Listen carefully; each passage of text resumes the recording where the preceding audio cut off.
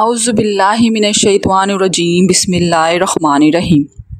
حضرت حذیفہ بن یمان رضی اللہ عنہ سے ایک شخص نے جو کہ کوفے کے رہنے والا تھا کہا کہ اے ابو عبداللہ، تم بڑے خوش نصیب ہو کہ تم نے رسول اللہ صلی اللہ علیہ وسلم کو دیکھا ہے اور ان کی مجلس میں بیٹھا کرتے تھے، تو تم کیا کیا کرتے تھے؟ حضرت حذیفہ رضی اللہ عنہ نے فرمایا، واللہ ہم جان نثاریاں کیا کرتے تھے۔ نوجوان فرمانے لگے، سنیے چچا، اگر ہم حضور اکرم صلی اللہ علیہ وسلم کے زمانے کو پاتے تو واللہ آپ کے پاؤں بھی زمین پر رکھنے نہ دیتے۔ آپ رضی اللہ عنہ نے فرمایا، بھتیجے لو ایک واقعہ سنو۔ غزوہ خندق کے موقع پر رسول اللہ صلی اللہ علیہ وسلم بڑی رات تک نماز پڑھتے رہے۔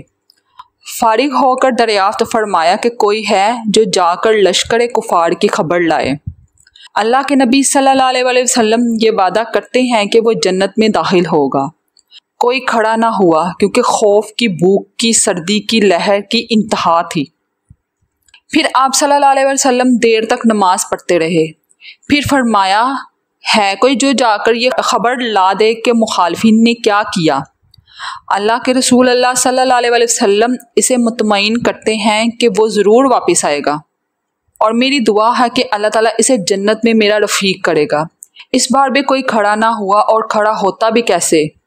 بھوک کے مارے پیٹ کمر سے لگے ہوئے تھے، سردی کے مارے دانت بج رہے تھے، خوف کے مارے پتے پانی ہو رہے تھے۔ بالآخر میرا نام لے کر رسول اللہ صلی اللہ علیہ وسلم نے آواز دی، اب تو کھڑے ہوئے بغیر چارہ ہی نہیں تھا۔ فرمانے لگے، حذیفہ تو جا اور دیکھ کہ وہ اس وقت تک کیا کر رہے ہیں، دیکھ جب تک میرے پاس واپس نہ پہنچ جائے کوئی نیا کام نہ کرنا۔ میں نے بہت خوب کہہ کر اپنی راہ لی اور جرأت کر کے مشرق میں گھس گیا۔ وہاں جا کر عجیب حال دیکھا کہ دکھائی نہ دینے والے اللہ کے لشکر اپنا کام پھرتی سے کر رہے ہیں۔ چولہوں پر سے دیگیں ہوا نے الٹ دی ہیں، خیموں کی چوبیں اکھڑ گئی ہیں، آگ جلا نہیں سکتے اور کوئی چیز اپنے ٹھکانے نہیں رہی۔ اسی وقت ابو سفیان کھڑا ہوا، بلند آواز میں کہنے لگا، اے قریشیو، اپنے اپنے ساتھی سے ہوشیار ہو جاؤ، اپنے ساتھی کو دیکھ پال لو، ایسا نہ ہو کہ کوئی غیر کھڑا ہو۔ میں نے یہ سنتے ہی میرے پاس جو ایک قریشی جوان تھا، اس کا ہاتھ پکڑ لیا اور اس سے پوچھا، تو کون ہے؟ اس نے کہا، میں فلاں بن فلاں ہوں۔ میں نے کہا، اب ہوشیار رہنا۔ پھر ابو سفیان نے کہا، قریشیو، ہم اس وقت کسی ٹھہرنے کی جگہ پر نہیں ہیں، ہمارے مویشی، ہمارے اونٹ ہلاک ہو رہے ہیں۔ بنو قریظہ نے ہم سے وعدہ خلافی کی ہے، اس نے ہمیں بڑی تکلیف پہنچائی ہے۔ پھر اس ہوا نے ہمیں پریشان کر رکھا ہے، ہم پکا کر کھا نہیں سکتے، آگ تک جلا نہیں سکتے، خیمے اپنی جگہ ٹھہر نہیں رہے۔ میں تو تنگ آ گیا ہوں، اور میں نے تو ارادہ کر لیا کہ واپس ہو جاؤں، بس میں تم سب کو حکم دیتا ہوں کہ واپس چلو۔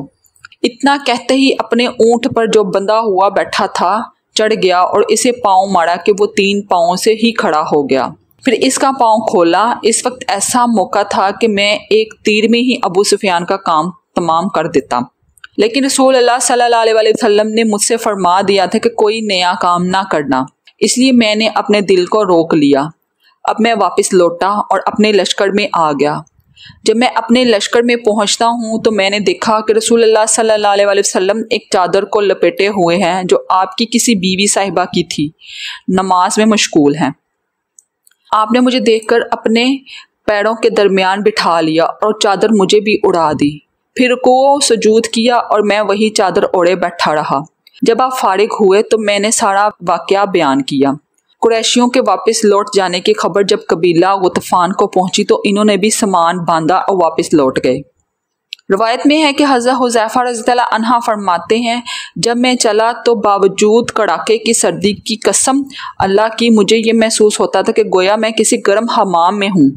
اس میں یہ بھی ہے کہ جب میں لشکر کفار میں پہنچا، اس وقت ابو سفیان آگ سلگاتے ہوئے تانپ رہا تھا، اور میں نے اسے دیکھ کر پہچان کر اپنا کمان چڑھا لیا، اور وہ بالکل میرے سامنے ہی تھا۔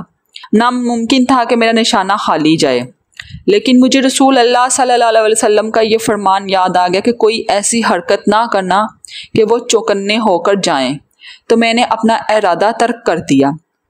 جب میں واپس آیا اسی وقت بھی مجھے کوئی سردی محسوس نہ ہوئی، بلکہ یہ معلوم ہو رہا تھا کہ گویا میں حمام میں چل رہا ہوں۔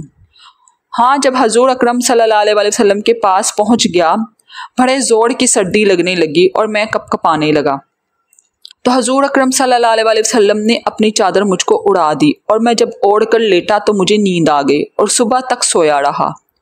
پھر صبح خود رسول اللہ صلی اللہ علیہ وسلم نے مجھے یہ کہہ کر جگایا، اے سونے والے، بیدار ہو جا۔ اور روایت میں یہ بھی ہے کہ جب اسے تابعی نے کہا کہ کاش کہ ہم رسول اللہ صلی اللہ علیہ وسلم کو دیکھتے اور آپ کے زمانے کو پاتے، تو حذیفہ رضی اللہ عنہ نے کہا، کاش تم جیسا ایمان ہمیں بھی نصیب ہوتا کہ باوجود نہ دیکھنے کے پورا اور پختہ عقیدہ رکھتے۔ سبحان اللہ۔